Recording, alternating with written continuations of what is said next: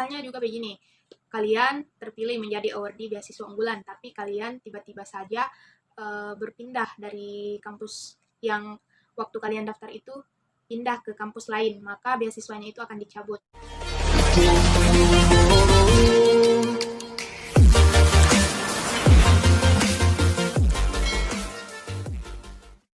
Assalamualaikum warahmatullahi wabarakatuh. Selamat datang kembali di channel ini bersama saya dalam bincang-bincang tentang beasiswa unggulan. Nah, di tahun 2020 ini alhamdulillah beasiswa unggulan tetap buka. Namun sepertinya tidak seperti di tahun-tahun sebelumnya yang biasanya buka dalam setahun itu bisa 2 batch. Nah, di kesempatan kali ini saya akan menjawab pertanyaan-pertanyaan teman-teman, pertanyaan adik-adik di forum beasiswa unggulan 2020 di grup Telegram, pertanyaan yang belum sempat terjawab karena melihat begitu pertanyaan yang sangat banyak sekali. Nah, itu tandanya ketika kalian rajin bertanya, berarti keinginan kalian untuk lulus itu sangat besar. Oke, tanpa berlama-lama lagi, langsung saja kita jawab satu persatu pertanyaannya. Semoga memuaskan ya. Oke, pertanyaan pertama ini adalah mengenai sertifikat seminar. Nah, sertifikat yang diajukan di dalam beasiswa unggulan itu adalah sertifikat yang tahunnya itu maksimal 3 tahun terakhir dari sekarang.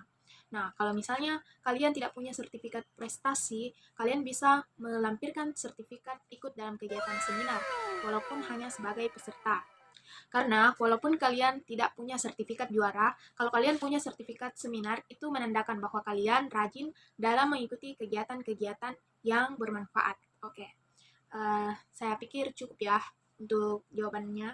Sekarang kita lanjut ke pertanyaan selanjutnya, yaitu mengenai transkrip nilai. Nah, transkrip nilai ini bagi mahasiswa baru maupun mahasiswa ongoing S1, kalian bisa dapatkan di sekolah kalian. Nah, biasanya itu kalau saya dulu di sekolah saya, bersamaan dengan pemberian ijazah itu juga diberikan itu transkrip nilai dari guru. Jadi kalau misalnya kalian mau transkrip nilainya, kalian bisa langsung ke sekolah kalian untuk meminta kepada gurunya. Lanjut ke pertanyaan selanjutnya. Bagaimana kalau kita melampirkan organisasi ketika sekolah dulu? Nah, untuk organisasi ketika sekolah dulu itu dilampirkan oleh maba. Ya, jadi kalau maba dia melampirkan organisasinya di sekolah dulu, tapi kalau ongoing dia melampirkan organisasinya di kampus.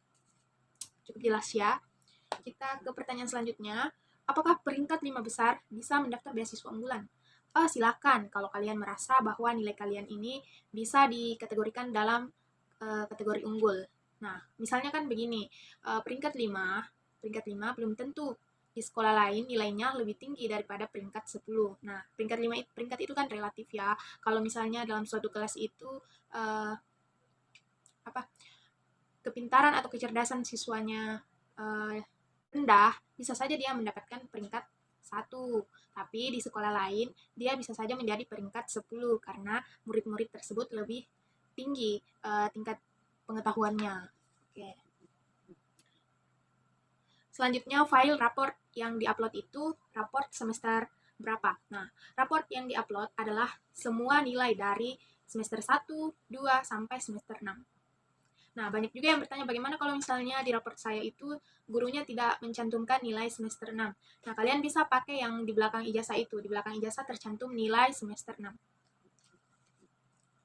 Selanjutnya KRS. Ada yang bertanya, Kak, KRS ini diupload di bagian mana? Nah, begini teman-teman, sepertinya kalian ada kesalahan dalam penafsiran ya. Ataupun mungkin saya yang tidak tahu persyaratan yang baru, karena saya dulu itu mahasiswa ongoing.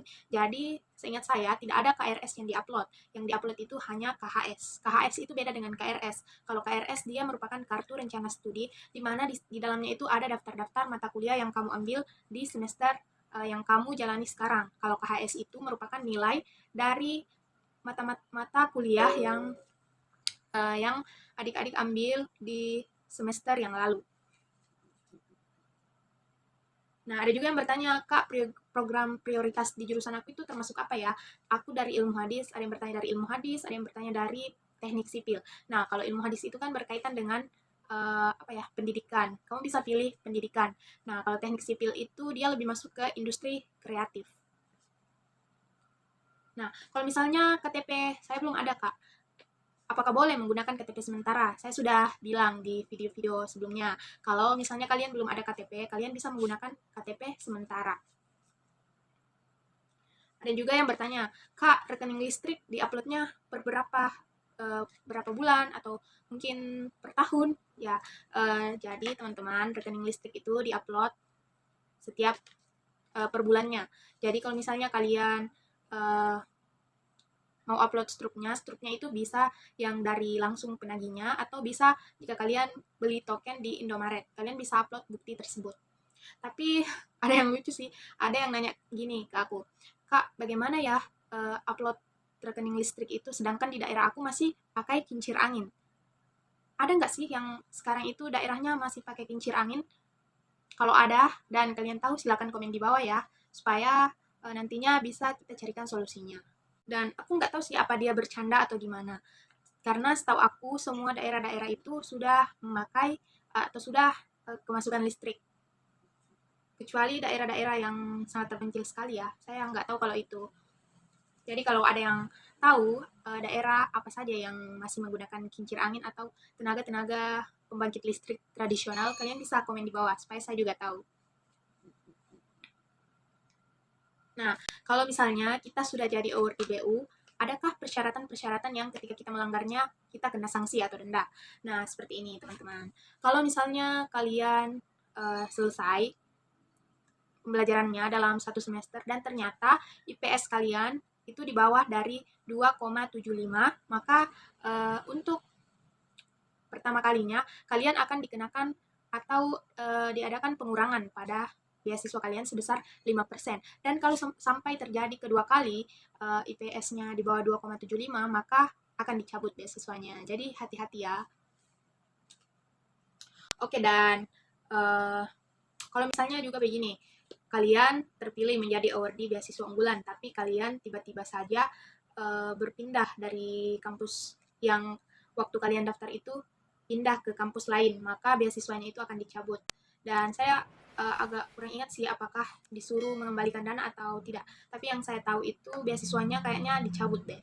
Dan kalau untuk yang misalnya menjadi awardee dan dia juga menerima beasiswa lain, dalam hal ini dia ketahuan bahwa dia menerima beasiswa lain, maka dia akan disuruh untuk mengembalikan dana 2 kali lipat dari beasiswa yang diterima. Jadi hati-hati. Selanjutnya ada yang bertanya mengenai aturan penulisan esai dan proposal. Saya kira aturan ini ada di laman web beasiswa unggulan. Nah, sedikit informasi di sini kalau esainya itu ditulis dengan aturan huruf Times New Roman dengan spasi 1,5, dan kalau marginnya saya kurang ingat. Tapi kalau mengenai jumlah halamannya itu 3 sampai 5 halaman. Dan kalau proposalnya itu yang penting dia memuat daftar atau rencana studi kalian, misalnya mengenai jumlah mata kuliah dan SKS di jurusan kalian, atau mungkin nantinya kalian ada organisasi apa saja yang diikuti di kampus. Jadi seperti itu. Kemudian untuk nilai UTBK. Nah, nilai UTBK ini banyak banget juga yang nanya, Kak, bagaimana sih cara penginputan nilai UTBK sedangkan di web beasiswa unggulan itu maksimal 100 katanya. Saya kurang mengerti di sini. 100 itu apa? Nah, saya kurang mengerti. Dan katanya padahal nilai UTBK itu lebih dari 100. Saya masih bingung sih sebenarnya. Karena waktu saya dulu, angkatan saya, nilai UTBK itu paling tinggi 100 dan bukan di atasnya 100. Biasanya kita dapatnya 90-an atau 80-an, bukan di atasnya 100. Tapi saya nggak tahu ya kalau anak-anak sekarang. Nah, katanya dia ini punya sertifikat juara di tahun 2013. Apakah boleh dicantumkan atau tidak? Nah, ini adalah pertanyaan yang sebenarnya tidak perlu lagi kamu tanyakan ya, karena di persyaratan itu jelas-jelas sudah ditulis bahwa sertifikat yang bisa diupload itu adalah sertifikat maksimal 3 tahun terakhir. Jadi kalau misalnya kamu 2013, itu sudah berapa tahun yang lalu ya? Kayaknya udah 7 tahunan yang lalu ya, jadi udah nggak bisa diupload, sayang sekali walaupun kamu juara. Selanjutnya ada yang bertanya mengenai surat keterangan raport.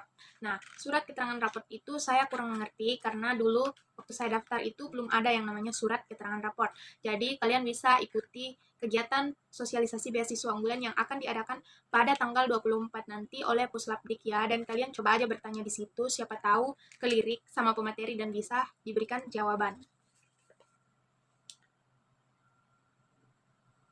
Selanjutnya, bagaimana Kak kalau saya sudah tes TOEFL ITP tapi hasilnya itu belum keluar? Nah, kalau misalnya kalian sudah tes tapi ternyata hasilnya belum keluar, padahal beasiswa unggulan sebentar lagi akan tutup. Mungkin kalian bisa usaha ya, minta agar dipercepat keluarnya. Atau kalau kalian punya sertifikat TOEFL dari instansi saja yang bukan ITP, kalian bisa masukkan itu daripada kosong sama sekali kan. Selanjutnya, LOE buat di mana? Nah, LOE ini sudah saya jelaskan di video sebelumnya, kalau LOE itu dibuat di kampus. Nah, buat kalian yang mahasiswa ongoing itu bisa diganti dengan surat keterangan aktif kuliah. Ada juga yang bertanya, Kak, rencana studi harus dibuat dalam bentuk tabel ya? Nah, kalau rencana studi ini, kalau kalian bisa mendeskripsikan dalam kata-kata, maka kalian deskripsikan. Tapi kalau kalian bisa membuat dalam bentuk tabel, silakan dibuat, karena sebenarnya tidak ada format baku dalam penulisan proposal rencana studi. Ada juga yang bertanya, Kak, SKS mata kuliah itu yang dimasukkan di dalam proposal rencana studi itu dilihat di mana ya? Nah, kalau ini, itu biasanya setiap kampus, khususnya di kampus saya, Universitas Negeri Makassar itu, dia memberikan buku panduan kepada mahasiswa baru pada saat penyambutan mahasiswa baru. Jadi di dalam buku panduan tersebut ada daftar jurusan beserta mata kuliah dan jumlah SKS yang akan dilalui. Jadi kalian bisa lihat di situ kalau misalnya diberikan buku panduan, atau kalau tidak ada kalian bisa bertanya kepada senior kalian. Ada juga yang bertanya, Kak, bagaimana dengan nilai rapornya? Apakah kan sekarang kurikulum 2013 itu ada nilai pengetahuan dan ada nilai keterampilan. Apakah itu dijumlahkan lalu dirata-ratakan? Nah, itu bisa kalian jumlahkan lalu dirata-ratakan untuk setiap mata pelajaran. Dan ada juga salah satu kasus, katanya dia itu baru masuk kuliah. Sedangkan dia angkatan 2017, dia seangkatan dengan saya, yang seharusnya sekarang sudah semester 7. Nah, bagaimana Kak, pada saat mau melengkapi berkas itu katanya tidak ada pilihan 2017. Nah, kalau ini sih mungkin kamu bisa baca persyaratannya ya, kalau S1 itu maksimal 22 tahun. Nah, kamu itu kan angkatan 2017. Kalau tidak salah, umurnya antara 20, 20, 21, atau 22 tahun, saya tidak tahu yang jelasnya. Tapi kalau umur kamu 23, kamu sudah tidak bisa mendaftar lagi. Jadi mohon maaf. Oke, jadi saya anggap tuntas semua pertanyaan-pertanyaan di forum Telegram. Jadi semoga bermanfaat ya teman-teman, dan tetap semangat. Assalamualaikum warahmatullahi wabarakatuh.